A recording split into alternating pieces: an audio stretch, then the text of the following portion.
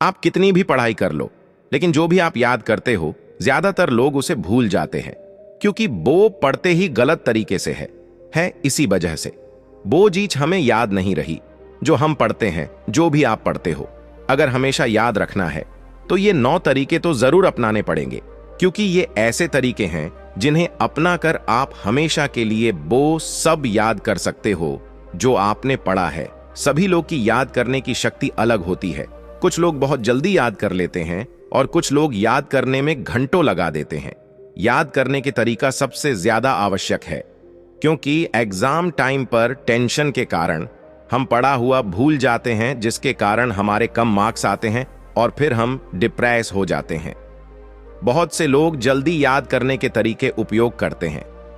यदि आप भी इन तरीकों का उपयोग करते हो तो आप भी सभी समस्याओं का सामना कर सकते हो जो याद करते समय आती है। क्या आपको कोई भी विषय बार बार पढ़ने के बाद भी याद नहीं रहता? आपने जो पढ़ा है क्या वह भूल जाते हो? पढ़ा हुआ लंबे समय तक याद नहीं रहता? किसी भी क्वेश्चन का आंसर याद नहीं होता? सब कुछ याद करने के बाद भी एग्जाम रूम में भूल जाते हैं। पढ़ा हुआ जल्दी याद नहीं आता है। क्या आपको यह सभी परेशानियां होती हैं? तो हम इस वीडियो में के सभी सवालों का जवाब है। बहुत पुराने समय की बात है। एक गांव में रामू नाम का एक लड़का रहता था। वह हमेशा परेशान रहता था। उसकी परेशानी का कारण कुछ और नहीं था, बल्कि यह कारण था कि जब भी पढ़ता उसे कुछ याद नहीं रहता था। एक बार जब वह पेड़ के नीचे बैठा था, तभी उसके दोस्त आए और उन लोगों ने पूछा कि तुम परेशान क्यों रहते हो? तुम हमेशा अकेले क्यों बैठे रहते हो? तो उसने बताया, मैं अपनी पढ़ाई को लेकर बहुत परेशान रहता हूं। जो भी मैं पढ़ता हूं वह मुझे याद नहीं रहता। फिर उसके बाद एक दोस्त ने उससे कहा कि हमारे गांव के पास एक साधु महाराज है जो लोगों की सभी समस्याओं का समाधान करते हैं। उनके पास दूर दूर से लोग अपनी समस्याओं का समाधान लेने के लिए उनके पास आते हैं। तुम भी उनके पास, जो वह तुम्हें अवश्य कोई ना कोई रास्ता जरूर बताएंगे। तब उसे लड़की ने कहा, ठीक है, मैं भी साधु महाराज के पास जाऊंगा और मैं अपनी सभी समस्याओं का समाधान लेकर वहां से आ जाऊंगा। इतना कहने के बाद वह वहां से निकल गया और वह दूसरे गांव में चला गया, जहां वह सन्यासी महाराज रहते थे। जब वह सन्यासी महाराज के कुटिया में पहुंचा तो उसने देखा कि सन्यासी महाराज अपने शिष्यों को उपदेश दे रहे थे। तो उसने कुछ देर सन्यासी महाराज की प्रतीक्षा की। सन्यासी महाराज की उपदेश पूरे हो जाने के बाद वह सन्यासी महाराज के पास गया और उसने सन्यासी महाराज को प्रणाम किया। और सन्यासी महाराज ने उससे पूछा कि कैसे आना हुआ तुम्हें, यहां कैसे आए हो? तो उसे लड़के ने कहा, महाराज जी, मैं अपनी समस्याओं का समाधान लेने के लिए आया हूं। मैंने सुना है कि आप सभी की समस्याओं को बड़ी आसानी से दूर कर देते हैं, तो मेरी भी एक समस्या है। मेरी भी समस्या का कोई ना कोई हल आप जरूर बता दीजिए। मुझे सन्यासी महाराज ने उसे बैठने के लिए कहा। फिर सन्यासी महाराज ने कहा कि आखिर तुम्हारी समस्या क्या है? तुम मुझे अपनी समस्या बताओ। पर उसे लड़के ने कहा, हे सन्यासी महाराज, मैं जो भी पढ़ता हूं वह मुझे याद नहीं रहता, जिसकी वजह से मैं परीक्षा देने जाता हूं और मेरे पेपर ठीक से नहीं जाते हैं। मुझे क्या करना चाहिए?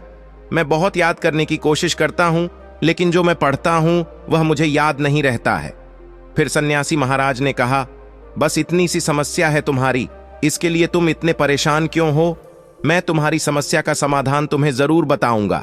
सन्यासी महाराज ने कहा कि 9 ऐसे तरीके जिन्हें अपनाकर तुम जो भी पढ़ोगे वह तो मैं हमेशा के लिए याद हो जाएगा। वह लड़का उन 9 तरीकों को सुनने के लिए उत्सुक था और सन्यासी महाराज से उसने कहा, है गुरुवार, मुझे आप जल्द से जल्द 9 तरीका बता दीजिए।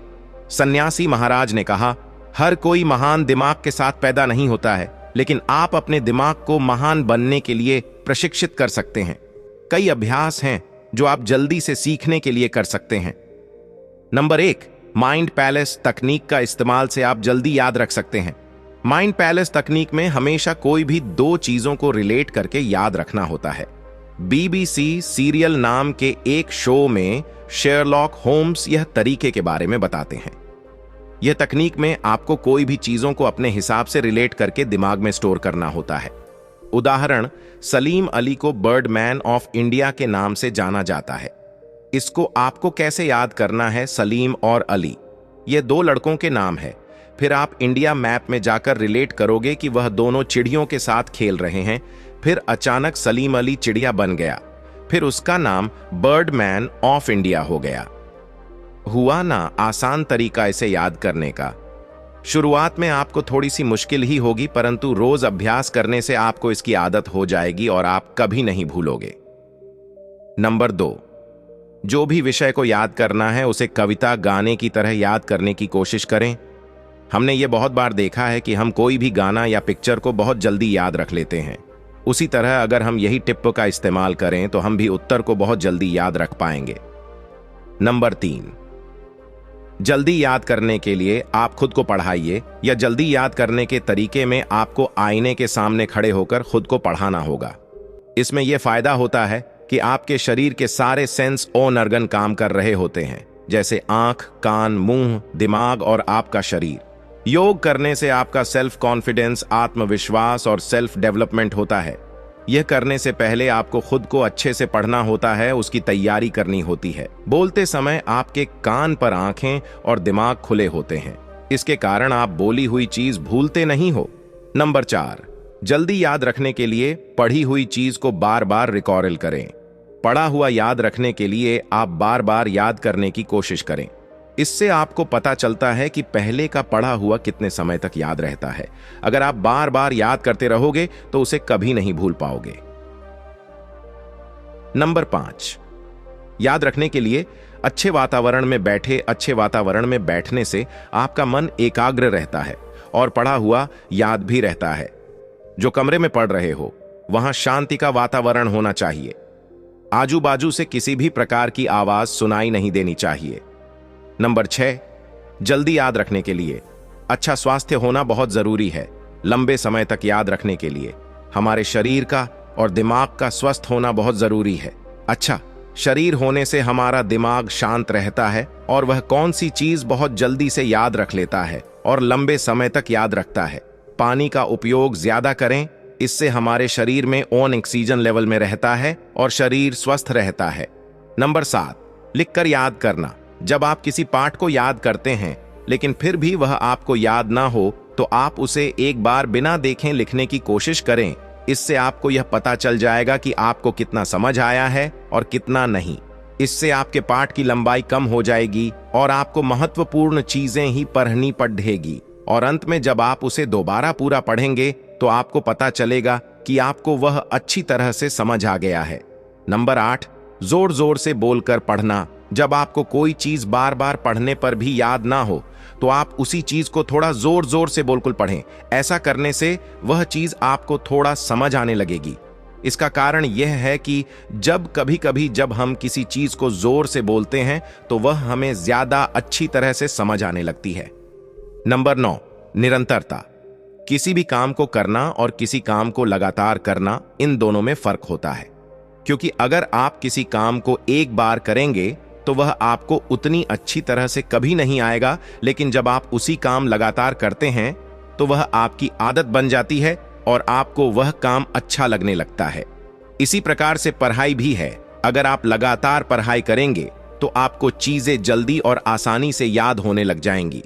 साइंस और मैथ्स सबसे कठिन विषय माने जाते हैं क्योंकि यह हमें कम समझ आते हैं, लेकिन वास्तव में यह बहुत ही आसान होते हैं क्योंकि यह एक नियम पर चलते हैं और नियम पर चलने वाली चीजों को याद रखना आसान हो जाता है।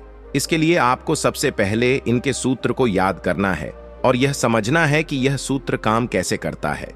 फिर साधु महाराज ने कहा, कुछ भी याद करने के लिए ये आदतें होनी चाहिए और दिमाग में इसके लिए किसी भी प्रकार की चिंता नहीं लेनी चाहिए। जहां आप पढ़ाई करते हो वहां किसी भी प्रकार का शोर शराबा नहीं होना चाहिए। जहां हम पढ़ाई करते हैं वहां का माहौल शांत होना चाहिए। याद करते समय टीवी, रेडियो या अन्य डिस्टर्ब करने वाले स्थानों पर नहीं होना चाहिए। सोते हुए कभी नहीं याद करना चाहिए। सोकर पढ़ने से तुरंत नींद आ जाती है। पढ़ते समय नींद आ रही हो तो सबसे पहले अपना मुंह पानी से धो लेना चाहिए और कुछ समय टहलना चाहिए, फिर इसके बाद पढ़ना चाहिए। जिस उत्तर को याद करना है उसे रटना नहीं चाहिए। रटने से उत्तर दिमाग में गहराई से बैठ नहीं पाता और जल्दी ही भूल जाता है। याद करने की यह परंपरागत पद्धति गलत और अवैज्ञानिक है। वैज्ञानिक तरीके से याद करने के लिए अपने उत्तर को धीरे धीरे रुक रुक कर समझ कर एक बार में शुरू से अंत तक पूरा एक साथ ही पढ़िए। उसके बाद अपनी नोटबुक को बंद करके ऊपर आसमान में देखते हुए पूरे उत्तर को एक सिरे से दूसरे सिरे तक अपने दिमाग में घुमाइए। इससे पूरे उत्तर की मोटी मोटी रूपरेखा पर दिमाग की पकड़ बन जाएगी। फिर साधु ने कहा, बेटा याद रखना, सुबह तुम जितने जल्दी उठोगे उतना अच्छा रहेगा। हो सके तो प्रातः काल में उठने का प्रयास करो, क्योंकि सुबह सुबह हमारे दिमाग में कुछ नहीं चलता। इस वजह से हमेशा सुबह से उठकर पढ़ना चाहिए।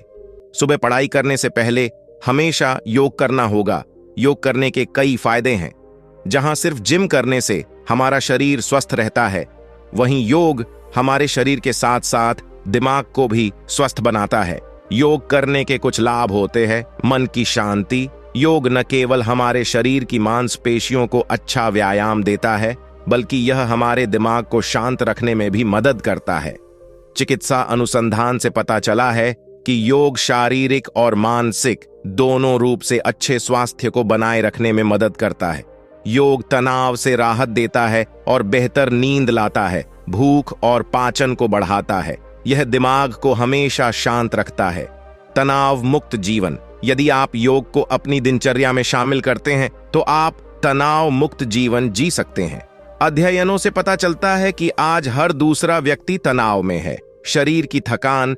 जब हम योग करते हैं तो मांसपेशियों में खिंचाव, मरोड़ और खिंचाव जैसी कई क्रियाएं होती हैं। इससे हमारे शरीर की थकान दूर होती है और हम हमेशा तरोताजा महसूस करते हैं। यदि आप नियमित रूप से योग करते हैं तो आपके शरीर में ऊर्जा का संचार होगा। रोग मुक्त शरीर। योगाभ्यास शरीर को स्वस्थ बनाता है, क्योंकि यह हमें रोगों से लड़ने की शक्ति देता है। हृदय रोग, मधुमेह और अस्थमा जैसी कई अन्य बीमारियों के लिए योग की सलाह दी जाती है। योग रक्त शर्करा के स्तर को नियंत्रित करने में मदद करता है और श्वसन संबंधी विकारों को भी दूर करता है। इसलिए अगर आप रोजाना योग करेंगे तो आप स्वस्थ रहेंगे। वजन पर काबू। दुनिया की 80% आबादी मोटापे से ग्रस्त है। हालांकि योग को अपनी जीवन शैली में शामिल करके हम मोटापे को नियंत्रित कर सकते हैं। योग करने से शरीर लचीला बनता है। फिर साधु ने कहा, जो तरीके मैंने तुम्हें बताए हैं, तुम सिर्फ उन तरीकों को अपनाओ। तुम जो भी पढ़ोगे वह तुम्हें हमेशा याद रहेगा। इतना सुनने के बाद उसने सन्यासी को धन्यवाद दिया और वहां से चला गया। वीडियो पसंद आया हो तो कमेंट में नमो बुद्धाय जरूर लिख दें।